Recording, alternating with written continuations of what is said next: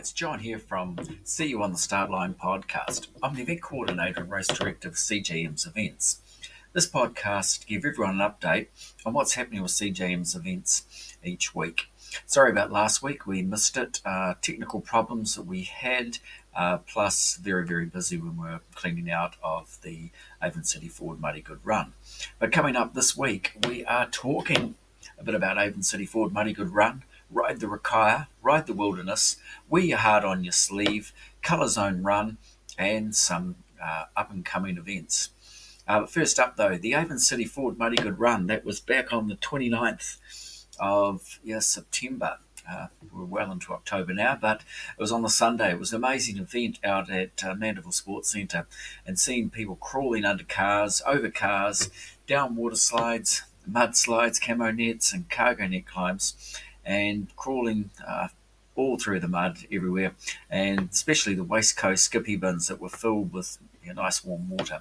It was pretty cold, actually. It was great to see the people getting through. It was good to get them washed down by the fire brigade. The fire brigade did a fantastic job for us out there. It was a pity in the middle of it that they got called away, but the family people really enjoyed that because they crossed the line covered in mud. We did get a wash down for them before they get some showers.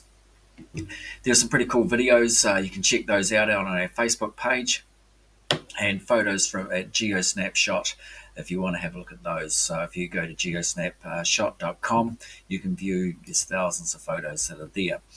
And there's a couple of videos for Muddy Good Run. Coming up, though, for Muddy Good Run, we have another Muddy Good Run, and that will be on Sunday the 6th of April at the Canterbury AMP Park. And it's great seeing entries already coming in for this. This will actually be our 20th Muddy Good Run since we've started the event, with over 15,000 people having crawled through around 150 man-made mud pits. So we're getting pretty good at making these mud pits now. So if you want to experience some of this, jump into it. On average, we've had over 800 participants in each event. So we had a bit of a downtime in the low fours during COVID, but that's building itself right back up. So it is great. It's great to see the small ones, 4 to 6 year olds, even climbing on grandparents' backs as they went through some of the mud pits. And it's just classics. You'll actually see some of that in one of the videos.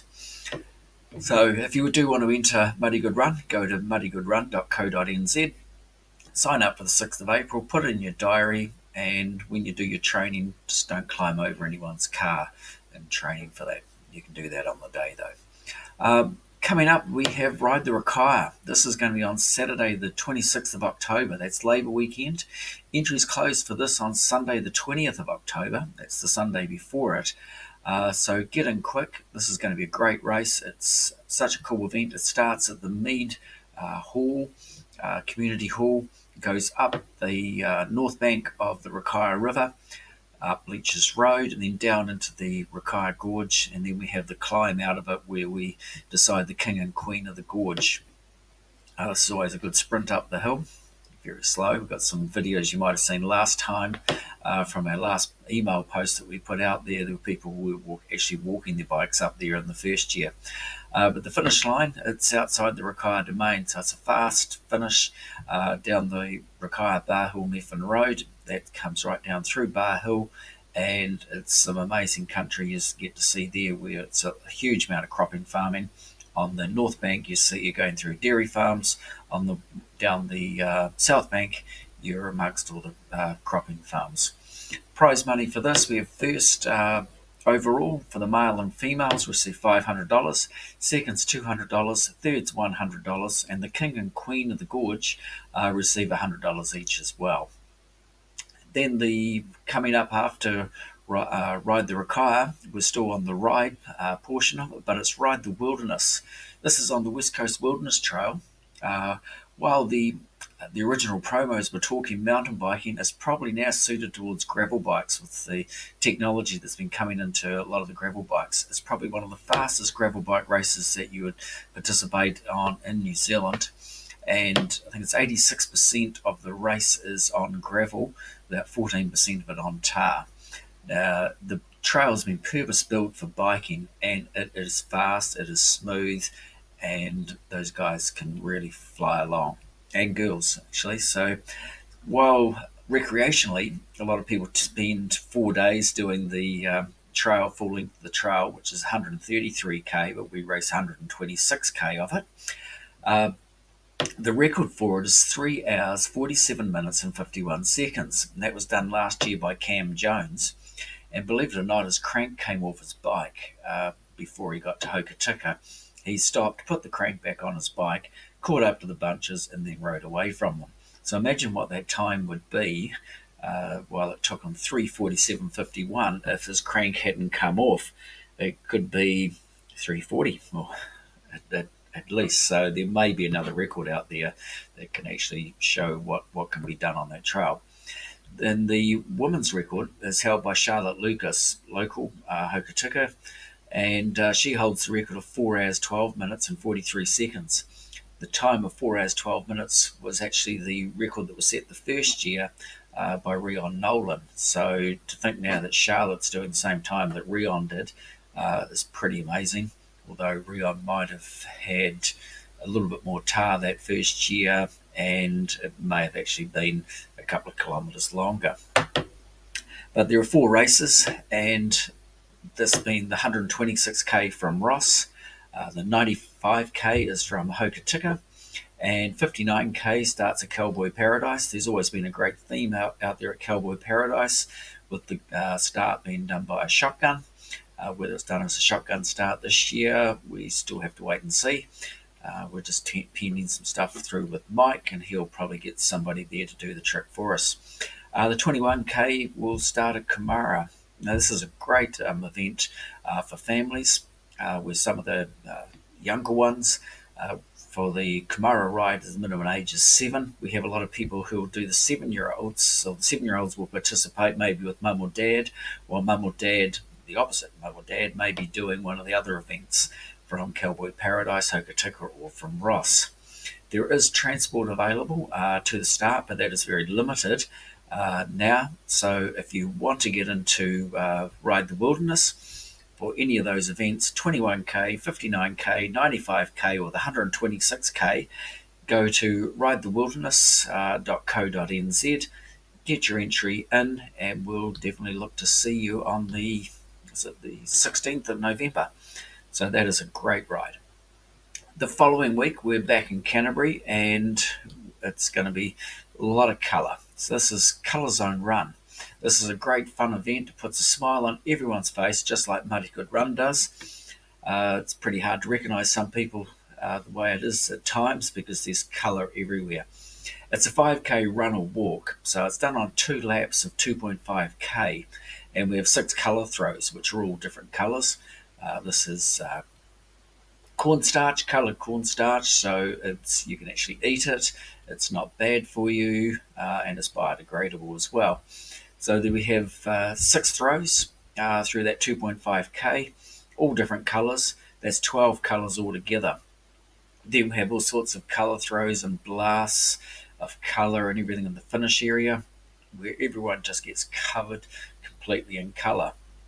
When you enter, you receive your entry, which you're getting a lot of colour over, and you get 1 colour pouch. You can buy up to another 10 different coloured pouches of colour, which heaps of people do, and sometimes when we go to start, there's more colour on them. You think they've already done the run before they actually get out there doing it. So this is really, really cool, this event. It's a great family event. There's hundreds in it already, and you just want to have some fun, get colourful, and just relax for the day. It's fantastic.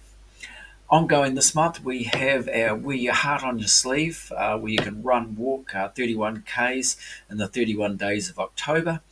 This is for our annual fundraiser for the Heart Foundation of New Zealand, where you can enter. You can buy a medal for $24.95. You can buy arm sleeves for $19.95. You can donate to the Heart Foundation, or you can become a fundraiser for it.